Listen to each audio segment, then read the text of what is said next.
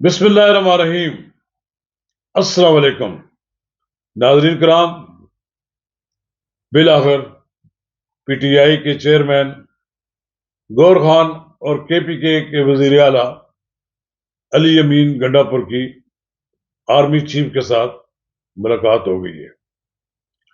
اگرچہ اس ملاقات کے بارے میں دونوں طرف سے پہلے تردید کی جا رہی تھی، لیکن آج عمران خان نے اڈیالہ جیل میں اس بات کی تصدیق کر دی ہے، اور بعد ازاں پھر گور خان نے بھی کہا ہے کہ ان کی ملاقات ہوئی ہے اور ان کے ہمراہ علی امین گنڈا پور تھے۔ ناظرین کرام، یہ ایک غیر معمولی پیش رفت ہے۔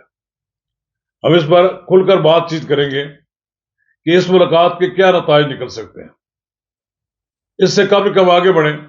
ناظرین کرام، اگر آپ نے میرا یوٹیوب چینل نواز رضا کے ساتھ اب تک سبسکرائب نہیں کیا تو برائے کرم فوری طور پر سبسکرائب کریں، لائک کریں اور اب آپ کے ساتھ شیئر کریں، اور آئیکن کا بٹن دبانا نہ بھولیے کہ جب آپ ویڈیو لوڈ کریں تو سب سے پہلے آپ کو اطلاع ملے۔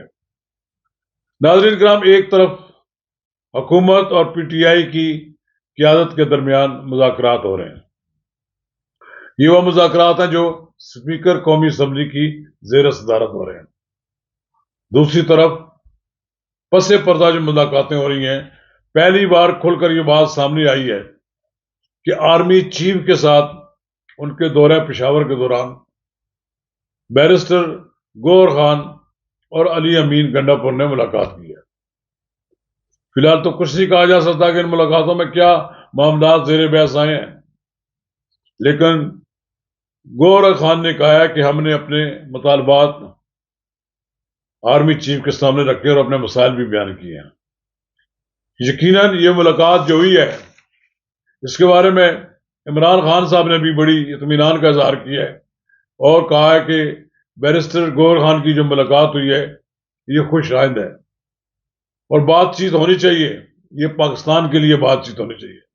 ہم نہیں چاہتے کہ مذاکرات میں کوئی تعطل ہو۔ ہم نے اپنے دروازے بند نہیں کیے۔ ظاہر ہے اسٹیبلشمنٹ کو بھی ہماری بات سننی چاہیے۔ مذاکرات کے بعد اب دیکھتے ہیں کہ کیا صورتحال بنتی ہے۔ کہا جاتا تھا کہ پہلے بھی مذاکرات کا کہیں نہ کہیں خفیہ طور پر سلسلہ تھا، لیکن شاید وہ نچلی سطح پر تھا۔ بات بڑی کلیئر ہے کہ عمران خان کی رہائی کے لیے پی ٹی آئی کے وفد نے، پی ٹی آئی کے لیڈروں نے بات کی ہوگی، لیکن پھر صورتحال یہ ہے کہ کن شرائط پہ عمران خان کو رہا کیا جائے۔ کیا ان کے خلاف سارے مقدمات واپس لے لیے جائیں، یا پھر یہ ہے کہ ان کے لیے کوئی گورنر ہاؤس نتھیا گلی میں جیل بنا دی جائے، وہاں وہ اپنی قید کا وقت کاٹیں، ان کے لیے آسانیاں اور آسائشیں پیدا کر دی جائیں۔ ممکن ہے یہ تو ہو سکتا ہے۔ پھر اس کے لیے پی ٹی آئی نے بھی جو مختلف اعلانات کر رکھے ہیں سول نافرمانی کے اور ایجیٹیشن کرنے کے، جو اس کے آئے دن عزائم نظر آتے ہیں، وہ سارے کے سارے ختم کرنا پڑیں گے۔ پھر تو پتہ لگا جی کہ ہمارے خان صاحب گیو اینڈ ٹیک پر ہی باہر آئیں گے نا۔ پھر باہر، اور گیو اینڈ ٹیک کیا ہوتی ہے؟ ظاہر ہے اسٹیبلشمنٹ اگر ان کی رہائی میں کوئی مدد کرتی ہے تو اس کی قیمت بھی ادا کرنی پڑے گی خان صاحب کو۔ خان صاحب ایسے تو نہیں آ سکتے، ابھی فیصلہ ہونا ہے۔ ابھی ان کے بارے میں 190 ملین پاؤنڈ کا جو سکینڈل ہے، اس کا فیصلہ بھی 17 تاریخ کو آنا ہے۔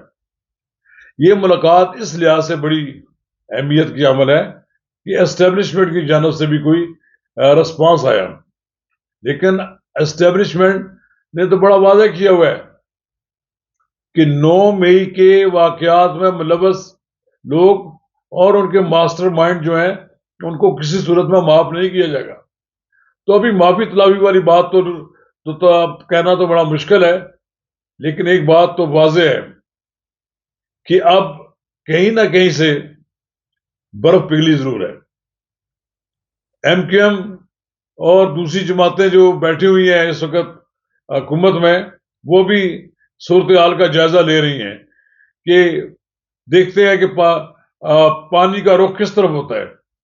اگر انہیں سمجھا جائے کہ پی ٹی آئی کی ساتھ کوئی ڈیل ہو گئی ہے تو یہ ساری جماعتیں پھر پی ٹی آئی کے ساتھ آ کر بیٹھ جائیں گی.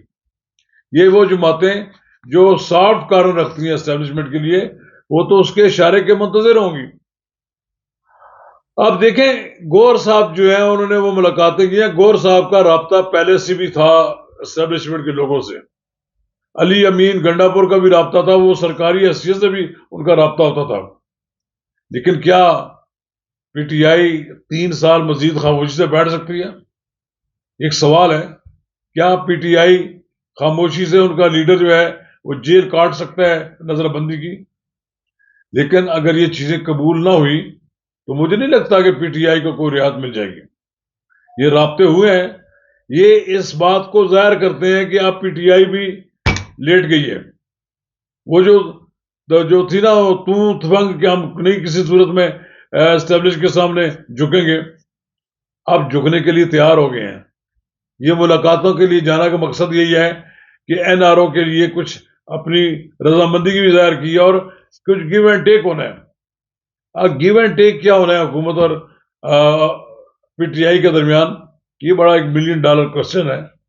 لیکن ایک بات تو بڑی واضح ہے کہ 9 مئی کے واقعات میں جو لوگ ملوث ہیں انہیں اسٹیبلشمنٹ معاف کرنے کے لیے تیار نہیں ہے.